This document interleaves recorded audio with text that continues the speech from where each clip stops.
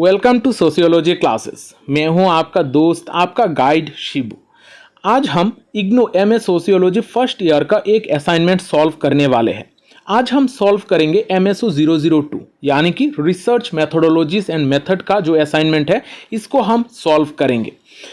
IGNOU MA sociology में जितना सारा कोर्सेस है, जो भी असाइनमेंट आपको सबमिट करना पड़ता है, इनमें से सबसे टफ असाइनमेंट है MSO 002 का, क्योंकि यहाँ पर रिसर्च रिपोर्ट है। इस वजह से मैं जो भी इंस्ट्रक्शन आपको सामने देने वाला हूँ, जो भी चीज़ें, जो भी बातें आप लोगों को बताने वाला हूँ, वो सारे थोड़ा गौर से सुनिएगा, क्योंकि यहाँ पर ये असाइनमेंट बहुत इंपॉर्टेंट है और रिसर्च रिपोर्ट लिखते वक्त बहुत सारी चीज़ों को ध्यान में रखना पड़ता है। तो ये जो असाइनमेंट है, ये असाइनमेंट है 2024 और 25 सेशन का।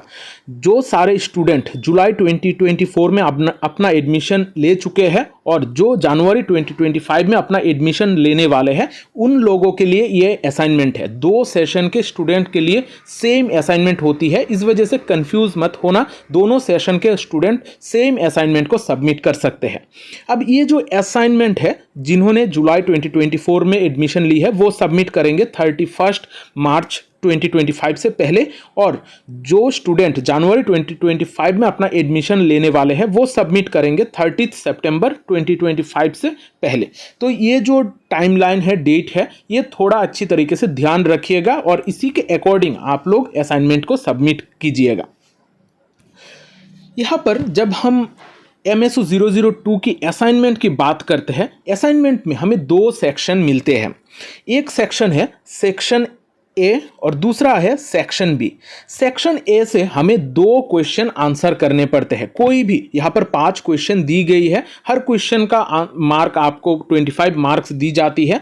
यहाँ से कोई भी 2 क्वेश्चन आपको आंसर करना पड़ता है।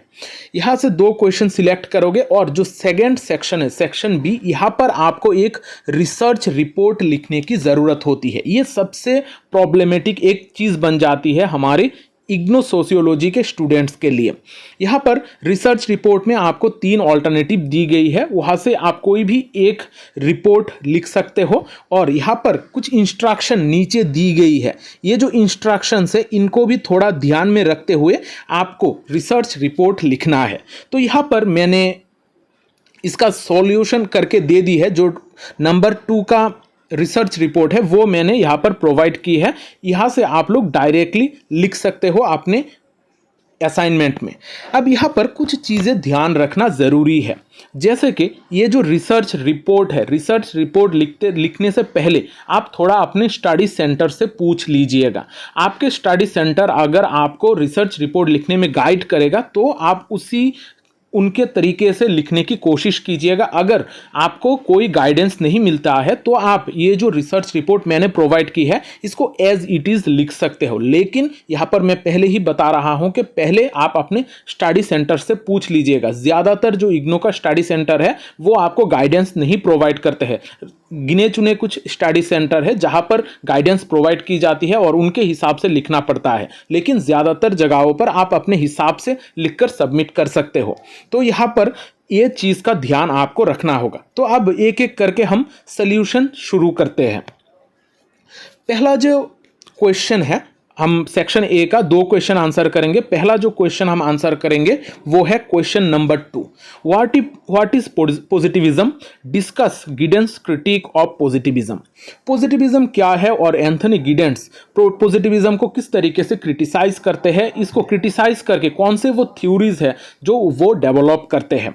जब हम अगर यहाँ पर पहले और एक चीज़ आप ध्यान दीजिएगा, जब हम इग्नू में असाइनमेंट लिखते हैं, तो हर क्वेश्चन का इंट्रोडक्शन और कंक्लूजन लिखना मैंडेटोरी है। ये इग्नू के रूल में, आप अगर इग्नू के असाइनमेंट के रूल्स के वहाँ पर पढ़ोगे तो आपको पता चलेगा कि इग्नू में हर क्वेश्चन का इंट्रोडक्शन और कंक्लूजन बहुत ज़्यादा ज़रूरी है।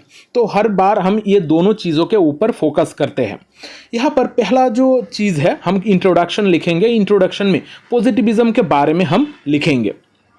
पॉजिटिविज्म एक फिलोसॉफिकल अप्रोच है जहाँ पर हमारे नॉलेज के ऊपर फोकस किया जाता है। यहाँ पर साइंटिफिक नॉलेज के ऊपर बहुत ज़्यादा ध्यान दिया जाता है। एम्पिरिकल ऑब्जर्वेशन, मेजरेबल डाटा, जो भी चीज़ें हम जनरलाइज कर सकते हैं, इस तरीके का बातों के ऊपर जोर दिया जाता है। यानी कि हमारा जो नेचुरल साइंसेस के तौर तरीकों है उनको अपनाने की बातें की जाती है पॉजिटिविज्म में। पॉजिटिविज्म में सोशियोलॉजी को एक साइंटिफिक डिसिप्लिन की तरह प्रेजेंट करने की कोशिश की जाती है। ये जो पॉजिटिविज्म है ये ऑगस्ट कॉम्ट का वर्क है, इसके द्वारा बहुत ज़्यादा आगे बढ़ा था। उनका एक बुक का नाम ही है पॉजिटिविज्म। तो यहाँ पर जब पॉजिटिविज्म की बात करते हैं ये जनरल लॉज की बात करता है हमारे सोसाइटी का। यानी कि एक सोसाइटी में अगर हम कोई भी चीज़ को पढ़ाई करेंगे, एक सोसाइटी में अगर हम रिसर्च करेंगे, वहाँ पर जो भी चीज़ें मिलेगी वो हम दूसरे सोसाइटी में अप्लाई कर सकते हैं। यहाँ पर एक जनरलाइजिंग साइंस, सोसाइटी का जनरलाइजिंग एक साइंस को तैयार करने की कोशिश की गई थी। पॉजिटिविज्म के द्वारा हमारा जनरल लॉज को एस्टैब्लिश करने की बात की जाती है। अब यहाँ पर पॉजिटिविज्म का बहुत सारे की एस्पेक्ट है, इनमें हम जो सबसे इंपॉर्टेंट है वो है एम्पिरिसिज्म। एम्पिरिसिज्म के बारे में पॉजिटिविज्म बात करता है, ऑब्जेक्टिविटी के बारे में बात करता है। जो सब्जेक्टिव बायस हम देखते हैं रिसर्च में उसके ऑपोजिट में ऑब्जेक्टिविटी की बात करता है। फिर यहाँ पर डिटर्मिनिज्म और प्रिडिक्टिबिलिटी के ऊपर भी ये फोकस करता है। अब देखते हैं Giddens critic of positivism. Anthony Giddens positivism को बहुत ज़्यादा क्रिटिसाइज करते हैं। उनके हिसाब से ये जो पॉजिटिविज्म है ये एक अलग तरीके का बातें बताती है। हमारा जो सोसाइटी है वो हर जगह पर सेम नहीं है, अलग अलग सोसाइटीज़ में हमें लोग डिफरेंट देखने को मिलते हैं, इंस्टीट्यूशन का प्रैक्टिसेस अलग होती है, हर चीज़ सेम नहीं होती है। तो एंथनी गिडेंस का मानना है कि पॉजिटिविज्म जो कह रहा है कि हम एक जनरलाइज्ड लॉ तैयार करेंगे, सोसाइटी को एक तरीके से ऑब्जेक्टिव तरीके से पढ़ने की कोशिश करेंगे, ये सारे चीज़ों को एंथनी गिडेंस क्रिटिसाइज करते हैं। एंथनी गिडेंस बहुत सारे अलग अलग की पॉइंट्स की बात करते हैं, की पॉइंट्स के द्वारा पॉजिटिविज्म को वो क्रिटिसाइज करते हैं। वो बातें करते हैं ह्यूमन एजेंसी एंड रिफ्लेक्सिबिलिटी की। एंथनी गिडेंस रिफ्लेक्सिबिलिटी के ऊपर बहुत ज़्यादा जोर देते हैं। रिफ्लेक्सिबिलिटी यानी कि हमारा सोसाइटी जो है वो मेनली रिफ्लेक्सिव है। हमारा जो ह्यूमन बॉडी है या फिर हमारा जो ह्यूमन बिहेवियर है ये भी बहुत ज़्यादा रिफ्लेक्सिव है। यानी कि सिचुएशन के अकॉर्डिंग हम अलग तरीके से एक्ट कर सकते हैं। हम एक्सटर्नल फोर्सेस के साथ साथ इंटरनल फोर्सेस से भी बहुत ज़्यादा इन्फ्लुएंस्ड होते हैं। इस वजह से ह्यूमन बिहेवियर जो है इसको हम इतना ज़्यादा प्रेडिक्ट नहीं कर सकते हैं, ये बहुत ज़्यादा रिफ्लेक्सिव है। यहाँ पर एंथनी गिडेन कहते हैं कि पॉजिटिविज्म एक ऑब्जेक्टिव साइंस बनाने की बात करता है, जहाँ पर एक इंसान को अगर हम पढ़ लेंगे तो बाकी इंसानों को उसी तरीके से हम समझने की कोशिश करेंगे। लेकिन यहाँ पर एंथनी गिडेन कहते हैं कि ह्यूमन बिहेवियर रिफ्लेक्सिव है, ह्यूमन सोसाइटी रिफ्लेक्सिव है, जहाँ पर हर इंसान का अपना पॉइंट ऑफ व्यू होता है और ये वक्त के साथ साथ उसका जो रेस्पॉन्स है वो भी बदलता रहता है। यहाँ पर एंथनी गिडेन डबल हार्मोन्यूटिक्स के बारे में बात करते हैं।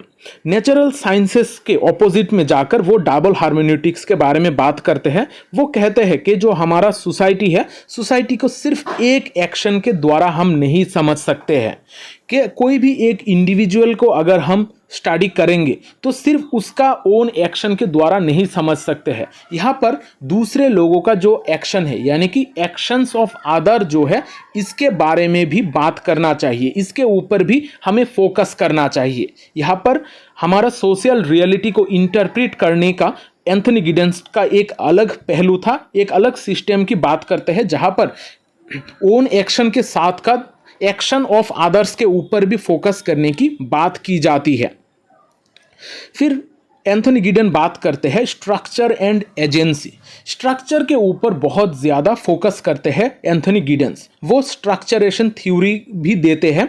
यहाँ पर स्ट्रक्चरेशन थ्योरी में कहा जाता है कि हमारा जो सोसाइटी है, सोसाइटी का स्ट्रक्चर सेम नहीं है, अलग अलग जगहों पर हमें अलग तरीके का ह्यूमन सोसाइटी देखने को मिलता है। तो इस वजह से लोगों का जो बिहेवियर है उस सोशल स्ट्रक्चर के अकॉर्डिंग गाइड होता है।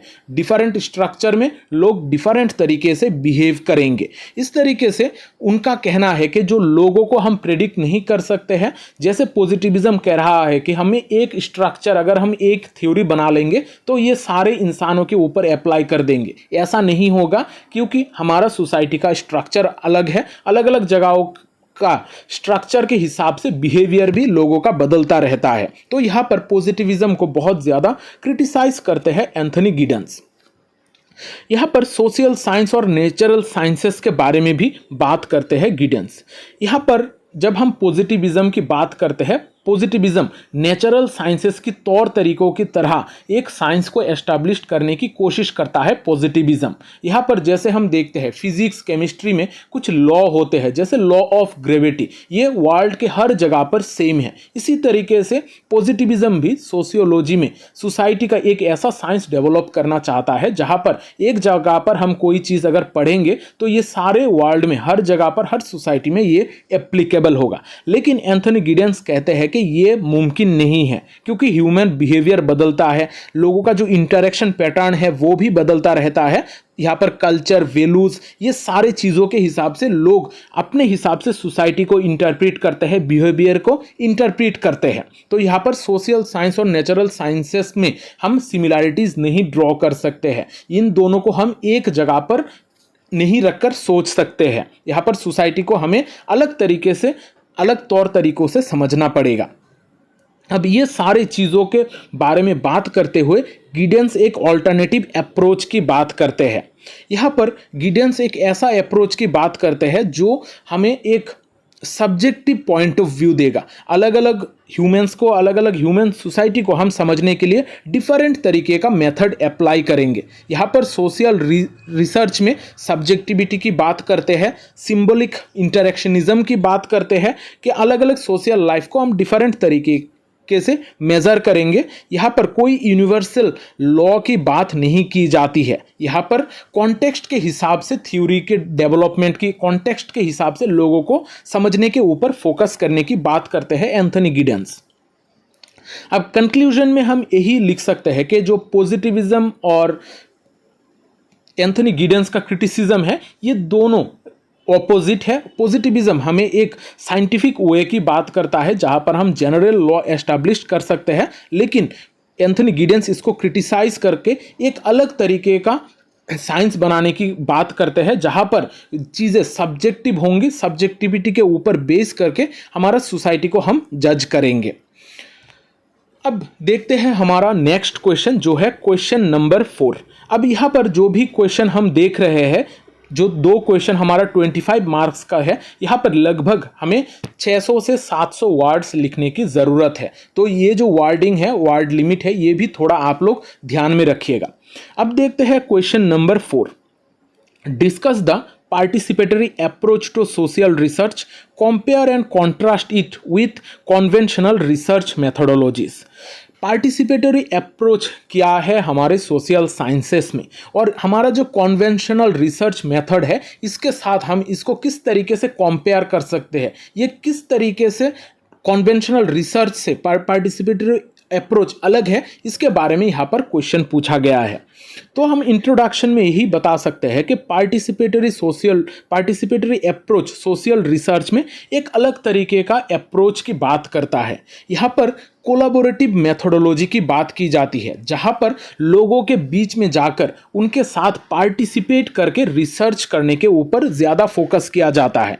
यहाँ पर बाहर से कोई आउटसाइडर जाकर उनसे डाटा लेकर वापस नहीं चला आएगा, उनके बीच में रहकर उनके साथ घुल मिलकर वहाँ पर पार्टिसिपेटरी मेथड के द्वारा एक पार्टिसिपेट की तरह एक्ट करके वहाँ पर जब डाटा को कलेक्ट किया जाएगा उसको हम कहते हैं पार्टिसिपेटरी अप्रोच। अब ये जो पार्टिसिपेटरी अप्रोच है इसके बहुत सारे फीचर्स है, इनमें जो इम्पोर्टेंट है वो है कोलैबोरेशन एंड को लर्निंग। कोलैबोरेशन यानी कि जहाँ पर रिसर्च करना की बात आती है, जो भी रिसर्चर है वो उनके बीच में जाकर रहेगा और उनका जो तौर तरीका है उसको लर्न करेगा, उसको सीखेगा। इस तरीके से एक कोलैबोरेशन और को लर्निंग की बात करता है पार्टिसिपेटरी अप्रोच। यहाँ पर जो मेन फोकस होता है वो होता है सोशल चेंज के ऊपर। हम अगर हमारे कॉन्वेंशनल मेथड की बात करें वहाँ पर इस तरीके का फोकस नहीं होता है। कॉन्वेंशनल मेथड में जो भी रिसर्चर है वो जाता है, डाटा इकट्ठा करता है और वापस चला आता है, और ये सारे डाटा लोगों को प्रोवाइड करता है या फिर गवर्नमेंटल पॉलिसीज के लिए यूज होता है। लेकिन पार्टिसिपेटरी अप्रोच में एक डायरेक्ट इनिशिएटिव लिया जाता है, यहाँ पर सोसाइटी में बदलाव लाने के बारे में बात की जाती है। यहाँ पर जो भी रिसर्च किया जाता है वो डाटा उस कम्युनिटी के साथ जिसके ऊपर रिसर्च किया गया है उनके साथ डाटा को शेयर किया जाता है। खास करके जो मार्जिनलाइज्ड ग्रुप है इनके बेहतरी के लिए, उनका जो भी प्रॉब्लम है, फोकस एरिया है, इनको सॉल्व करने के लिए इस तरीके का पार्टिसिपेटरी अप्रोच के द्वारा रिसर्च किया जाता है। यहाँ पर हम देखते हैं पार्टिसिपेटरी अप्रोच में रिजेक्शन ऑफ वैल्यू न्यूट्रलिटी। हम अमूमन जो हमारे नॉर्मल कॉन्वेंशनल मेथड है, यहाँ पर हमें बताया जाता है कि जब भी हम रिसर्च करेंगे तो हमें वैल्यू न्यूट्रल रहना पड़ेगा, यानी कि हम कोई भी वैल्यू लेकर रिसर्च नहीं करेंगे। लेकिन यहाँ पर हम सभी जानते हैं कि हर किसी का एक अपना वैल्यू सिस्टम होता है, हर कोई किसी न किसी चीज़ से इन्फ्लुएंस्ड होता है।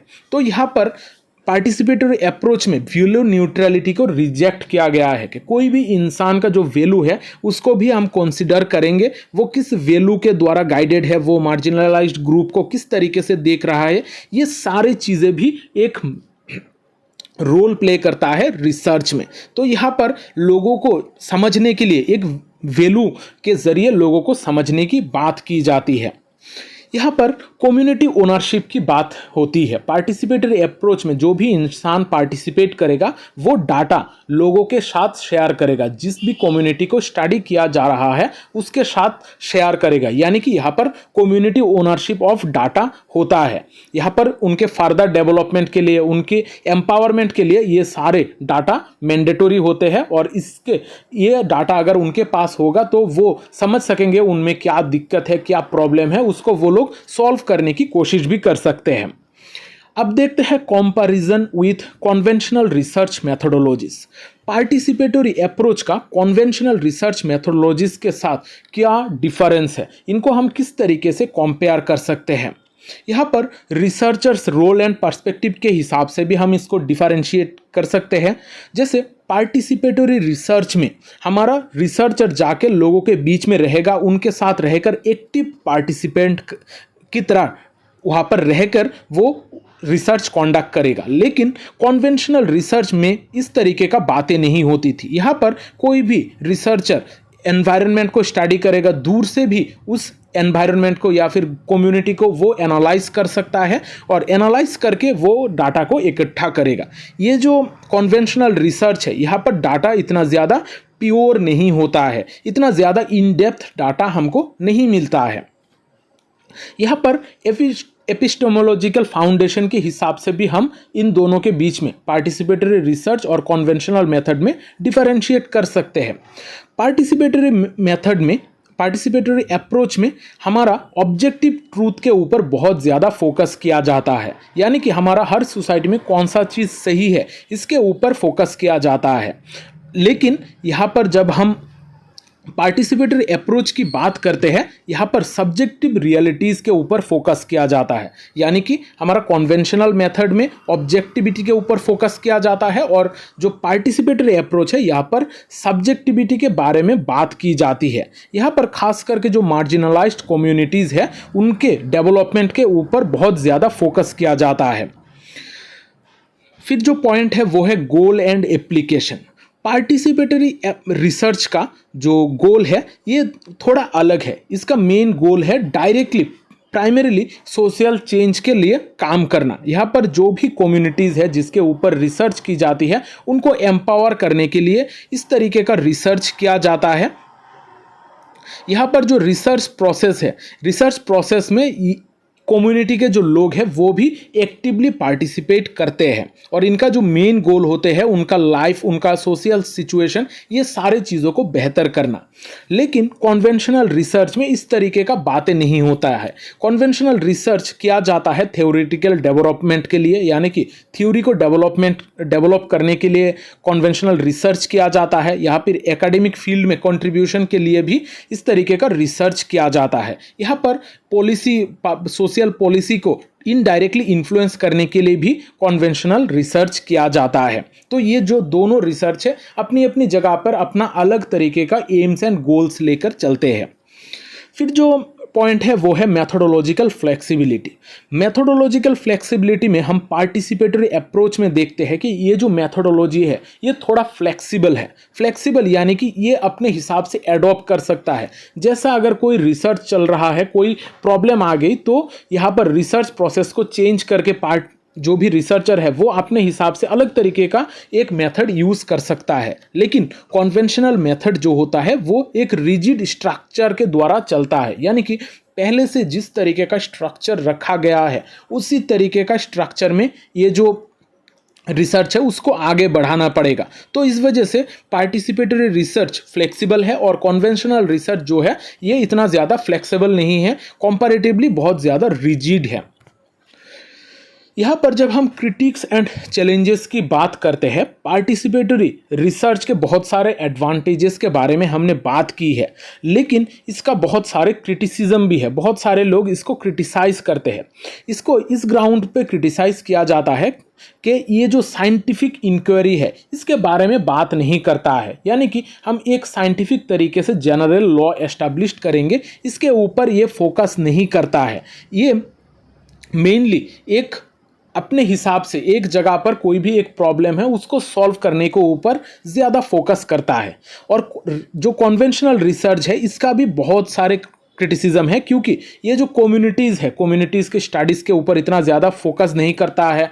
जो भी रिसर्चर है वो कम्युनिटी के साथ इतना ज़्यादा कनेक्टेड नहीं फील करता है, इस वजह से वो जो डाटा है इतना ज़्यादा इन डेप्थ नहीं होता है। तो यहाँ पर दोनों का ही, पार्टिसिपेटरी रिसर्च और कॉन्वेंशनल रिसर्च, ये दोनों का ही अपना अपना क्रिटिसिज्म है, अपना अपना एम्स और गोल्स भी है। अब यहाँ पर कंक्लूजन में हम यही कह सकते हैं कि जो पार्टिसिपेटरी अप्रोच है ये सोशल रिसर्च में बहुत ज़्यादा इम्पोर्टेंट है। खास करके जो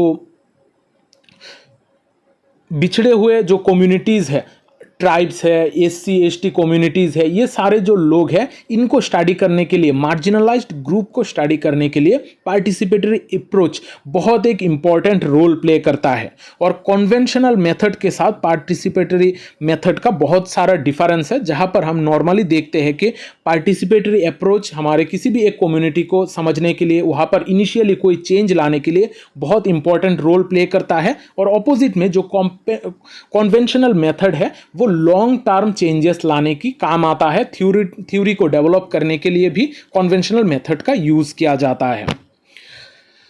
तो यहाँ पर हमने 2 क्वेश्चन का सल्यूशन किया है। अब जो क्वेश्चन का हम सॉल्यूशन करने वाले हैं ये है हमारा रिसर्च रिपोर्ट, और ये जो पॉइंट है ये बहुत इंपॉर्टेंट है। इसको सॉल्व करने से पहले आप लोग ज़रूर स्टडी सेंटर को ज़रूर कॉन्टैक्ट कीजिएगा। अगर स्टडी सेंटर आपको बोले कि किस तरीके से गाइड करना चाहिए, किस तरीके से रिपोर्ट करना चाहिए, अगर आपको गाइडेंस दिया जाए तो आप उसी को फॉलो करना। और अगर आपको कोई गाइडेंस नहीं मिलता है तो मैं जिस तरीके से यहाँ पर सॉल्व करा रहा हूँ आप इसको एज इट इज़ लिख सकते हो। इसमें पहले भी मैंने जो भी असाइनमेंट प्रोवाइड की है लोगों ने एज इट इज़ लिखा है। बहुत सारे स्टूडेंट को ज़्यादातर स्टूडेंट को 80+ मार्क मिला है और बहुत सारे स्टूडेंट को 90+ मार्क भी मिला है। तो यहाँ पर मैं एक बहुत ही कॉम्पैक्ट फॉर्म में वर्ड लिमिट को भी ध्यान में रखते हुए ये रिसर्च रिपोर्ट को तैयार की है। अगर आप लोगों को इसका PDF चाहिए तो आप लोग इसको खरीद सकते हो, इस PDF को खरीद सकते हो। मैं जो कमेंट बॉक्स है और डिस्क्रिप्शन है वहाँ पर इसका लिंक दे दूँगा। तो अब हम जो करने वाले हैं वो है रिसर्च रिपोर्ट, यानी कि एक रिसर्च लिखने वाले हैं, रिसर्च रिपोर्ट तैयार करने वाले हैं। यहाँ पर हमारा टॉपिक है relevance of open and distance learning as a means of empowerment of the socially excluded and marginalised people in India. जो भी ओपन एंड डिस्टेंस लर्निंग है, हम जो इग्नो है, इग्नो भी एक open and distance learning centre ही है। ओपन एंड डिस्टेंस लर्निंग किस तरीके से रेलिवेंट है हमारी सोशली एक्सक्लूडेड और मार्जिनलाइज्ड पीपल को आगे बढ़ाने के लिए, उनको एम्पावर करने में हमारा डिस्टेंस और ओपन एजुकेशन किस तरीके से मदद करता है। तो ये जो टॉपिक है यहाँ पर जब भी हम चीज़ों को लिखेंगे, यहाँ पर हम 2 तरीके से रिसर्च रिपोर्ट तैयार कर सकते हैं। आप लोग अगर इंस्ट्रक्शन को, क्वेश्चन में जो भी इंस्ट्रक्शन दी गई है उसको देखोगे तो यहाँ पर 2 तरीके से लिखा जा सकता है। एक है जहाँ पर आप लिटरेचर रिव्यू के ज़रिए, 4 बुक का लिटरेचर रिव्यू के ज़रिए आप लिख सकते हो, या फिर कोई भी केस स्टडी, 2 केस स्टडी के माध्यम से ये रिसर्च रिपोर्ट लिख सकते हो। तो मैंने यहाँ पर जो रिपोर्ट लिखा है वो केस स्टडी के ऊपर बेस करके लिखा है।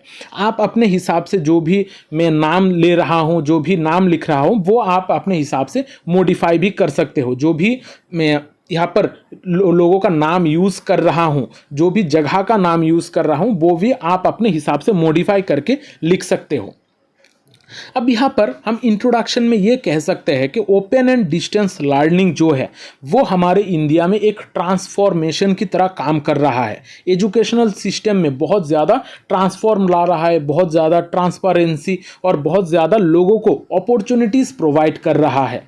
हम सभी मैंने खुद इग्नू से ही मास्टर डिग्री कंप्लीट की है, उसके बाद मैंने नेट और स्लेट कंप्लीट किया। फर्स्ट अटेम्प्ट में ही मेरा सारा निकल गया। ये सारी चीज़ें किस वजह से हुआ था? यहाँ पर मैं जो आप लोगों को पढ़ा रहा हूँ, अपॉर्चुनिटी मुझे कहाँ से मिला है? अगर इग्नू ना होता तो शायद मैं आप लोगों को यहाँ पर नहीं पढ़ा रहा होता। मेरा सोशियोलॉजी से दूर दूर तक कोई वाकिफ़ नहीं था।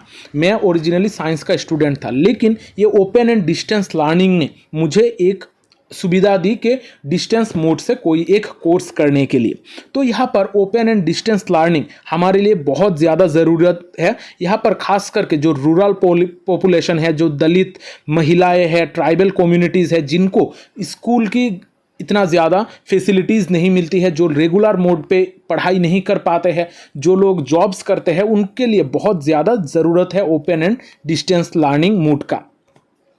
अब यहाँ पर जब हम ऑब्जेक्टिव की बात करते हैं, हम जो रिसर्च कर रहे हैं इसका मेन ऑब्जेक्टिव क्या है? यहाँ पर कुछ ऑब्जेक्टिव को हमें पहले सेट करके बाद में रिसर्च करना पड़ता है।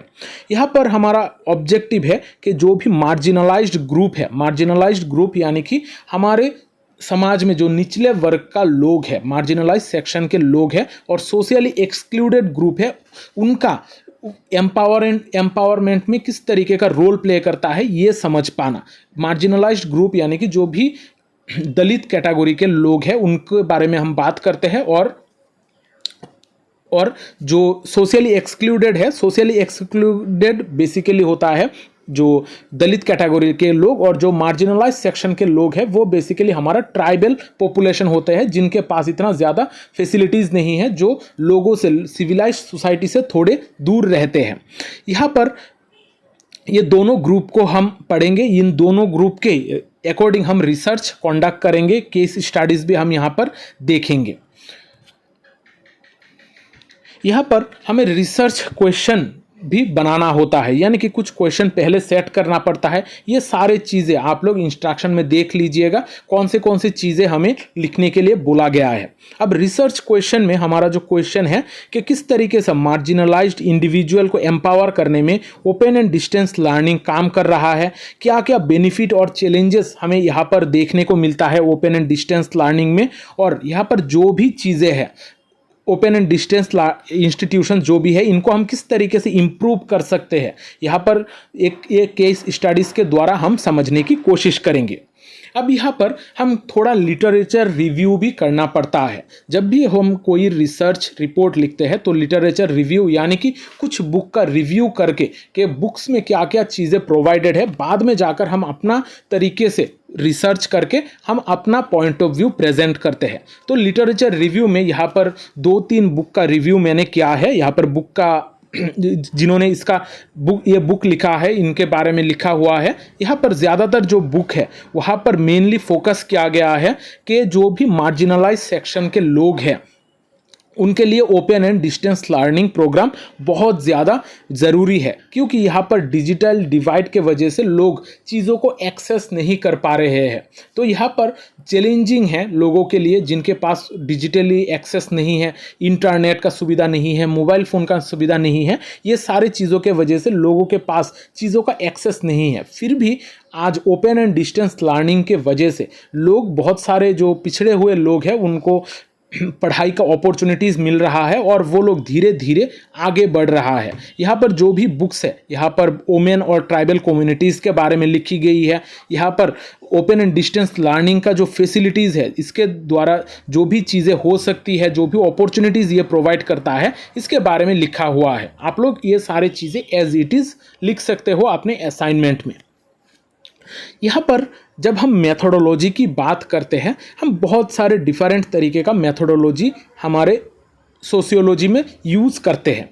यहाँ पर जो हम मेथोडोलॉजी यूज़ करेंगे वो है कॉम्पैरेटिव एनालिसिस का। यहाँ पर हम कंपेयर करके केस स्टडी जो है, इनको 2 केस स्टडी करेंगे, इनको कंपेयर करके हम हमारे डाटा को प्रिपेयर करेंगे। इसके अकॉर्डिंग हमारा फाइंडिंग्स क्या है, कंक्लूजन क्या है, हमें क्या मिल रहा है, कंपैरेटिव एनालिसिस के जरिए हम देखेंगे। हम मेनली यहाँ पर प्राइमरी डाटा को कलेक्ट करेंगे, डायरेक्टली लोगों से डाटा को कलेक्ट करते हुए ये जो रिसर्च है ये किया गया है। यहाँ पर सेमी स्ट्रक्चर इंटरव्यू के जरिए लोगों के साथ बातचीत करके ये डाटा को इकट्ठा किया गया है। अब यहाँ पर जो पार्टिसिपेंट है, कौन से वो लोग हैं जिनको यहाँ पर पार्टिसिपेंट मैंने बनाया है। यहाँ पर 2 केस स्टडी हम देखेंगे। एक केस स्टडी है रेखा का। रेखा एक इमेजिनरी नाम है, उनका ओरिजिनल नाम दूसरा है। अब रेखा जो है वो बेसिकली रूरल दलित कम्युनिटी का एक महिला है जो महाराष्ट्र से बिलोंग करते हैं। वो ओपन एंड डिस्टेंस प्रोग्राम के ज़रिए किस तरीके से अपने आप को आगे बढ़ाती है, उसके कम्युनिटी में किस तरीके का बदलाव आता है, उन्होंने ओपन एंड डिस्टेंस लर्निंग के ज़रिए कोर्स कंप्लीट करने के बाद उनको क्या क्या अपॉर्चुनिटीज़ मिली है, ये हम देखेंगे। और दूसरा देखेंगे राजेश, जो एक ट्राइबल यूथ है, एक ट्राइबल इंसान है जो झारखंड से बिलोंग करते हैं। वो open and distance learning programme से कोर्स कंप्लीट करने के बाद किस तरीके से वो जॉब पाते हैं। तो ये सारी चीज़ें, ये 2 जो केस स्टडीज़ है ये हम यहाँ पर देखने वाले हैं। अब पहला जो केस स्टडी है वो है दलित वोमेन फ्रॉम रूरल महाराष्ट्र। इनका एज है 32 होने के वजह से आप लोग देख सकते हो कि इनका एज बहुत ज़्यादा है। इनका जो पढ़ाई लिखाई है वो बहुत पहले ही छूट गया था। दलित होने के वजह से, दलित के साथ साथ गरीब होने के वजह से इनका जो प्रॉब्लम है वो दिन ब दिन और भी ज़्यादा बढ़ता गया। लेकिन बाद में उन्होंने डिसाइड किया है कि मैं पढ़ाई करूँगा, पढ़ाई करके मैं आगे बढ़ूँगा। तो 32 साल के उम्र में उन्होंने पढ़ाई करने का डिसीजन लिया था। और यहाँ पर वो यहाँ पर एजुकेशन लेने के बाद स्किल और नॉलेज को अपना डेवलप करती है। अब यहाँ पर दलित वोमेन जो रेखा है वो किस तरीके का प्रॉब्लम, चैलेंजेस फेस करती है। यहाँ पर उनका जो सबसे पहला प्रॉब्लम था वो था एक्सेस टू टेक्नोलॉजी। टेक्नोलॉजी के बगैर हम ऑनलाइन में पढ़ाई नहीं कर सकते हैं। अगर हम ओपन एंड डिस्टेंस लर्निंग की बात करें तो हमारे लिए बहुत इंपॉर्टेंट हो जाता है हमारा कनेक्टिविटी, टेक्नोलॉजी। यहाँ पर उनके पास टेक्नोलॉजी का इतना ज़्यादा एक्सेस नहीं था, उनके पास इतना ज़्यादा, उनके एरिया में जो है पावर का इतना शॉर्टेज था। लेकिन फिर भी उन्होंने किसी तरीके से अपने बुक्स के ज़रिए और कुछ इंटरनेट के ज़रिए पढ़ने की कोशिश की थी। पढ़ाई करके बाद में वो अपना डिग्री हासिल करती है। यहाँ पर उनका जो और एक प्रॉब्लम है वो है सोशल स्टिग्मा। यहाँ पर सोसाइटी के जो लोग हैं वहाँ पर जो दलित महिलाओं को इतना ज़्यादा ऊपर आने नहीं देते। वहाँ पर सोसाइटी के द्वारा उनको रोका गया था, उनका फैमिली मेंबर, उनके कम्युनिटी के द्वारा उनको रोका गया था कि लड़कियों को पढ़ाई लिखाई करने की ज़रूरत नहीं है, उनको सिर्फ घर बार संभालने हैं। तो इस तरीके का जो सोशल स्टिग्मा है, इससे भी बाहर निकल के वो अपने आप को एम्पावर करने के लिए, स्किल डेवलपमेंट के लिए पढ़ाई कर रही थी। यहाँ पर उनके पास और एक जो प्रॉब्लम है वो है फाइनेंशियल कॉन्स्ट्रेंट। वो फाइनेंशियली भी इतना ज़्यादा स्टेबल नहीं थे। तो यहाँ पर उनके पास बहुत सारे प्रॉब्लम थे, लेकिन वो पार्ट टाइम जॉब करके ये सारे चीज़ों को फुलफिल करने के, अपनी पढ़ाई को पूरी करने की बहुत भरपूर कोशिश कर रही थी। यहाँ पर हमें कुछ ऑब्जर्वेशन और आउटकम देखने को मिलता है। रेखा जो है ये पार्ट टाइम जॉब के साथ साथ ये जो कोर्स है, अपना course open and distance learning से करती है। और ओपन एंड डिस्टेंस लर्निंग में कोर्स करने के बाद उनको बहुत सारे स्किल्स मिलती है, उनका जो एजुकेशन लेवल है वो और बढ़ता है। ये सारी चीज़ों के वजह से उनका जो कॉन्फिडेंस है वो दिन ब दिन बहुत आगे बढ़ता है। और विलेज कम्युनिटी में जो लोग हैं उनके साथ उनका एक अलग तरीके का बॉन्डिंग बन जाता है, क्योंकि पढ़ाई लिखाई के वजह से उनका जो नॉलेज है, स्किल है, वो थोड़ा डेवलप होता है। और इस वजह से धीरे धीरे लोग उनको रोल मॉडल की तरह देखने लगते हैं। हमारा जो सेकंड केस स्टडी है वो है tribal youth from Jharkhand. Jharkhand का एक लड़का है जो 25 साल का है, जो ट्राइबल कम्युनिटी से बिलोंग करता है। यहाँ पर उसको एजुकेशन छोटे वक्त पे ही वो हाई स्कूल भी नहीं कंप्लीट कर पाया था, वहाँ पर स्कूल से वो ड्रॉप आउट हो गया था। लेकिन open and distance learning mode के वजह से वो कम्युनिटी हेल्थ सर्विसेज का प्रोग्राम कोर्स कंप्लीट करता है, बाद में उसको कम्युनिटी हेल्थ वर्कर का एक जॉब मिल जाता है। यानी कि यहाँ पर वो उसका पढ़ाई लिखाई उसका काम में आ जाता है और उसको जॉब मिल जाती है। लेकिन यहाँ पर उसको भी बहुत सारे प्रॉब्लम से गुजरनी पड़ी थी, बहुत सारे चैलेंजेस फेस करना पड़ा था। यहाँ पर हमें उनको जो पहला चैलेंज देखने को मिला था वो है डिजिटल डिवाइड, यानी कि उनके पास कंप्यूटर का एक्सेस नहीं था, उनके पास स्मार्टफोन नहीं था जहां से वो स्टडी मटेरियल डाउनलोड कर सके। ये सारे लिमिटेशन के बावजूद भी वो अपने कोर्स को पूरी करते हैं। यहाँ पर उनका लैंग्वेज का भी बैरियर था, वो एक ट्राइबल कम्युनिटी से बिलोंग करते हैं, इस वजह से वो उनका लैंग्वेज थोड़ा अलग है और उनका पढ़ाई का जो लैंग्वेज है, जिनके साथ वो पढ़ाई करेंगे कम्युनिकेट करेंगे, उनके साथ उनका लैंग्वेज का भी बैरियर था। ये सारी चीज़ें ओवरकम करके बाद में उनको वो कोर्स को कंप्लीट करते हैं। यहाँ पर उनका आइसोलेशन भी एक बहुत ज़्यादा मैटर कर रहा था, यानी कि उनका कोई मेंटर नहीं था, कोई पीआर ग्रुप नहीं था जो उनको हेल्प कर पाए। यहाँ पर हेल्प करने का कोई लोग नहीं थे। इसके बावजूद भी वो पढ़ाई लिखाई चलाते गए और बाद में कोर्स को कंप्लीट करते गए। यहाँ पर हम ऑब्जर्वेशन और आउटकम में ये लिख सकते हैं कि जो राजेश है वो कम्युनिटी हेल्थ वर्कर के पोजीशन के लिए पढ़ाई कर रहे थे और उनको वो जॉब मिली थी। इसके वजह से उनका जो फाइनेंशियल प्रॉब्लम बहुत कम हो गई थी और उनका विलेज में उनका एजुकेशन को लेकर चर्चा होने लगा। उनके एजुकेशन के वजह से बहुत सारे लोग इंस्पायर होने लगे। तो राजेश भी एक रोल मॉडल की तरह वहाँ पर उभर कर आते हैं। अब यहाँ पर हम ये जो दोनों केस स्टडीज देखते हैं, यहाँ पर हमें क्या क्या फाइंडिंग्स मिली है, यानी कि क्या क्या रिजल्ट्स हमें देखने को मिलता है। अब ये जो दोनों केस स्टडीज हम देखते हैं, दोनों केस स्टडीज में बहुत सारे पॉजिटिव चीज़ें भी देखने को मिलते हैं और बहुत सारे नेगेटिव चीज़ें भी देखने को मिलते हैं, बहुत सारे बैरियर्स भी यहाँ पर हम देखते हैं। यहाँ पर पहला जो फाइंडिंग है वो है open and distance learning as a pathway of empowerment. ये दोनों केस में हमने देखा है कि ओपन एंड डिस्टेंस लर्निंग के वजह से इनको एम्पावरमेंट मिला था। दूसरे केस में उनको जॉब मिला था और पहले केस में उनको बहुत सारे फैसिलिटीज़ मिला था। उनका गांव में उनका सम्मान वो बहुत बढ़ गया था और इस वजह से लोग भी बहुत ज़्यादा एजुकेशन की तरफ आगे बढ़ रहे थे। यहाँ पर हमें बहुत सारे बैरियर भी देखने को मिला था, जहाँ पर सबसे ज़्यादा बड़ा बैरियर था टेक्नोलॉजिकल बैरियर, क्योंकि इनके पास टेक्नोलॉजी का एक्सेस नहीं था, साथ ही साथ इनके पास पैसे भी कम थे और इसके साथ और एक जो प्रॉब्लम था वो था उनका फिजिकल अपीयरेंस, यानी कि फिजिकली वो अपने जगह पर जाकर पढ़ाई नहीं कर पा रहे थे। लेकिन फिर भी ओपन एंड डिस्टेंस लर्निंग उनको ये सुविधा दे रहा था फिजिकली ना जाते हुए भी कोर्स को कंप्लीट करने का। यहाँ पर community participation and shifting attitudes भी हम देखते हैं, यानी कि पहले जब ये दोनों लोगों को कम्युनिटी में देखा जाता था तो बहुत ही नीचे दर्जे का देखा जाता था। खास करके जो दलित कम्युनिटी की महिला थी रेखा, उनको बहुत ही निचले दर्जे से देखा जाता था। लेकिन उनके एजुकेशन के वजह से उनके कम्युनिटी में उनका स्टैंडर्ड बढ़ गया था और उन लोगों का एटीट्यूड जो है उनके प्रति बदल गया था। फिर यहाँ पर हम देखते हैं मार्जिनलाइज्ड ग्रुप के आगे बढ़ने में ओपन एंड डिस्टेंस लर्निंग बहुत ज़्यादा इफेक्टिव काम कर रहा है। यहाँ पर उनके पास ज़्यादा रिसोर्सेज नहीं होते हैं, लेकिन open and distance learning marginalised group को आगे बढ़ाने में बहुत ज़्यादा काम कर रहा है, मदद कर रहा है। अब यहाँ पर एक चार्ट मैंने दी है कंपैरेटिव एनालिसिस का, यानी कि ये जो दोनों केस स्टडी है इनके बीच में कंपेयर करके हम किस तरीके से तुलना करके इन दोनों को समझ सकते हैं। यहाँ पर एक साइड में आप लोग देख सकते हो क्राइटेरिया है। पहला जो केस स्टडी है वो है रेखा का दलित वोमेन और दूसरा है राजेश ट्राइबल यूथ का। यहाँ पर पहला जो क्राइटेरिया है वो है एजुकेशनल बैरियर। दोनों के पास ही एजुकेशनल बैरियर था, दोनों के पास ही लिमिटेड एक्सेस था इंटरनेट का।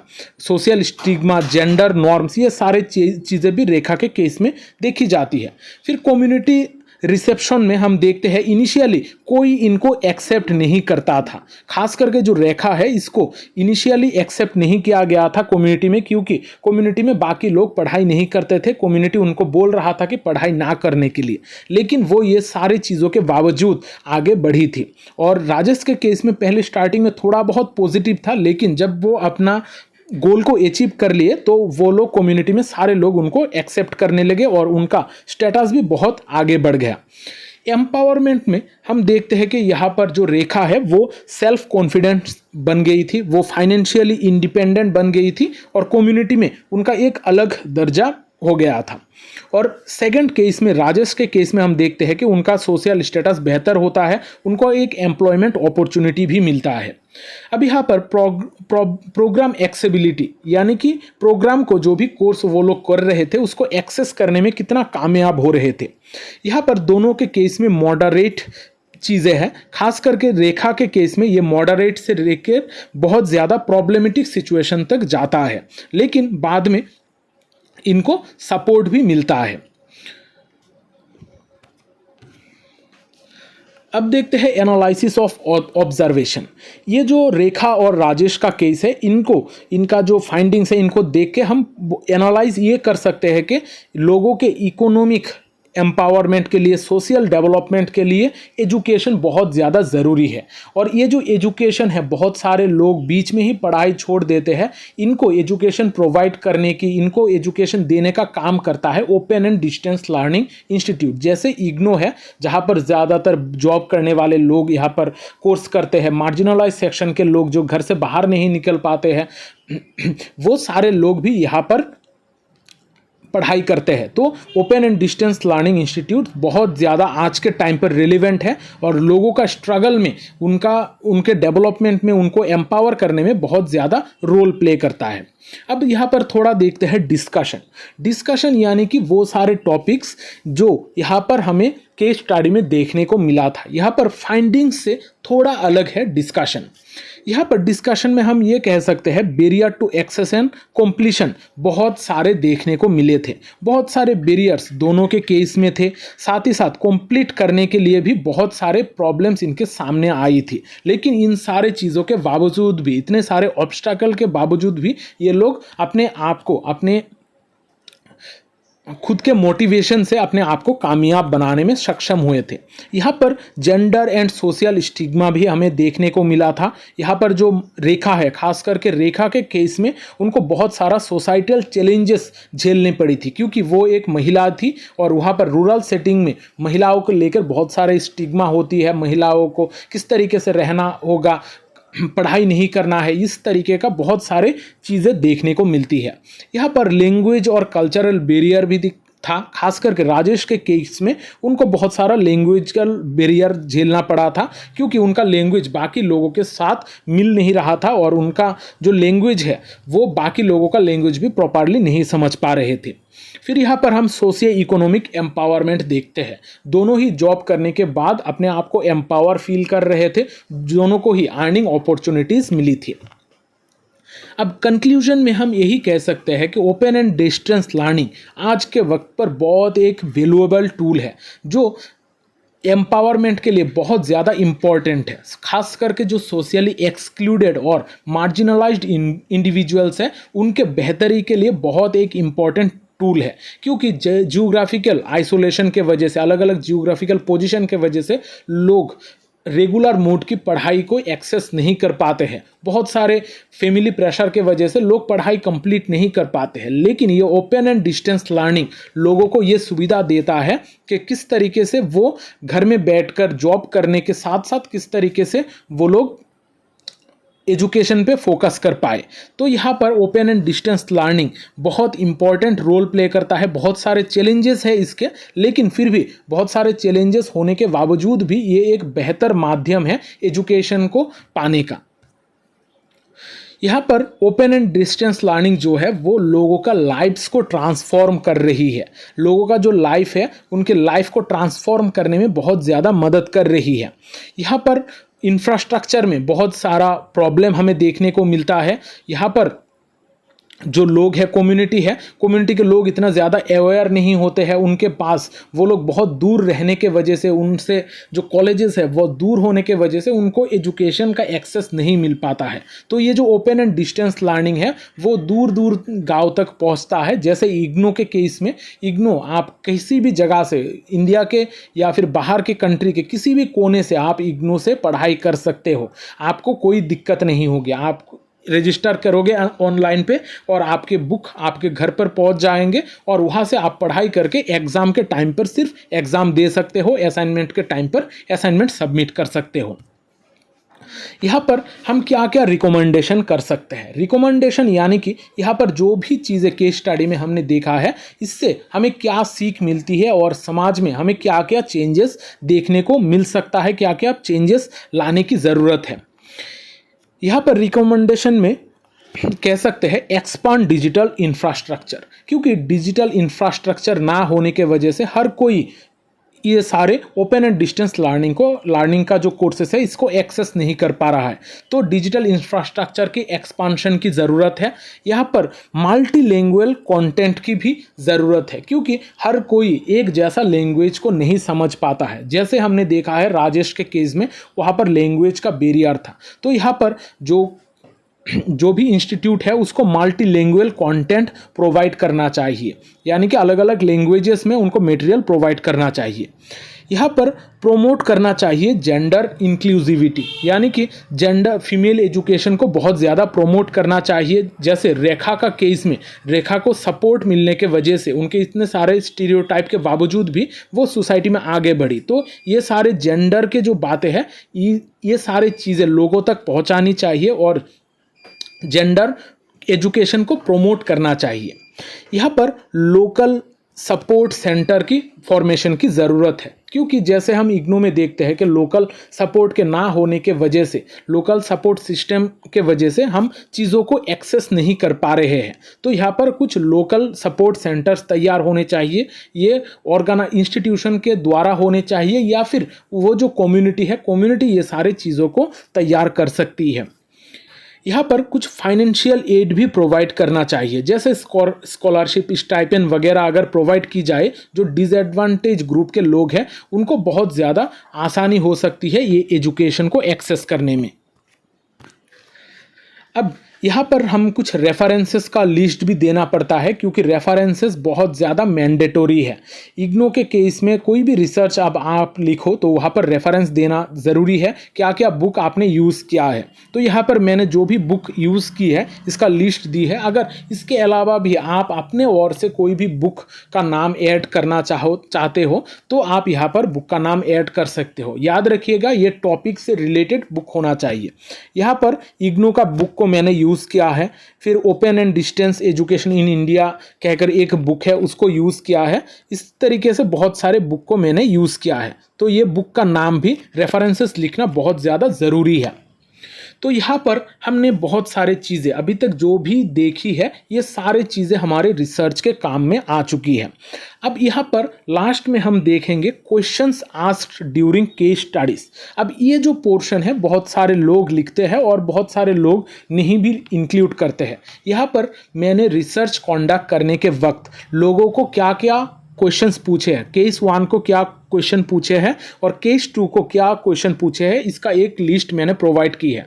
यह आप लोग प्रिंटेड फॉर्म में भी स्टेपल कर सकते हो आपने असाइनमेंट के साथ, या फिर आप यहाँ पर हैंड रिटन में भी ये जो क्वेश्चंस है ये लिखकर लास्ट में जो लास्ट के पेजेस है आपके असाइनमेंट पे वहाँ पर अटैच कर सकते हो। ये अटैच करने से आपका मार्क कोई घटेगा नहीं, उल्टा यहाँ पर आपको एक्स्ट्रा मार्क भी मिलने के चांसेस है। मैं हर बार बताता हूँ कि ये जो क्वेश्चंस है या फिर क्वेश्चनरीज है ये अटैच करने के लिए।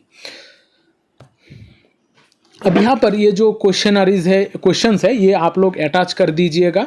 अब यहाँ पर आप लोगों को लग रहा होगा कि इसका PDF मुझे कहाँ से मिलेगा। आप लोग इसका PDF खरीद सकते हो, मैं इसका लिंक डिस्क्रिप्शन और कमेंट में भी दे दूंगा। आप लोग इसका PDF खरीद के आसानी से असाइनमेंट को लिख सकते हो, यहाँ पर आपको दिक्कत नहीं होगी। जो सारे MSO 001, 002, 003, 004 ये सारे असाइनमेंट का सल्यूशन मैं दे दूंगा, आप लोग खरीद के लिख सकते हो। अब यहाँ पर इसके अलावा भी मैंने already IGNOU MA sociology first year और सेकेंड ईयर का जो प्लेलिस्ट है सारे प्लेलिस्ट बना लिए हैं। आप लोग वो प्लेलिस्ट से इजीली पढ़ सकते हो और इनका पीडीएफ भी अवेलेबल है, आप लोग खरीद सकते हो। और टेलीग्राम चैनल ज्वाइन कर लीजिएगा, वहाँ पर टेलीग्राम चैनल में मैं सारे चीज़ें लिंक वगैरह प्रोवाइड कर देता हूँ। अगर आप लोगों को मुझसे कांटेक्ट करने की ज़रूरत पड़े तो आप लोग वहाँ पर मुझसे डायरेक्टली कांटेक्ट भी कर सकते हो। तो यहाँ पर आज का क्लास मैं यहाँ पर ही ख़त्म करता हूँ। अगर आप लोगों को ये सेशन अच्छा लगा है तो वीडियो को लाइक कर देना, कमेंट भी कर देना और अपने दोस्तों के साथ शेयर भी ज़रूर कर देना, क्योंकि शेयरिंग इज़ केयरिंग। मिलते हैं अगले सेशन में, तब तक अच्छे रहिए, स्वस्थ रहिए और लोगों में प्यार बांटते रहिए। जय हिंद।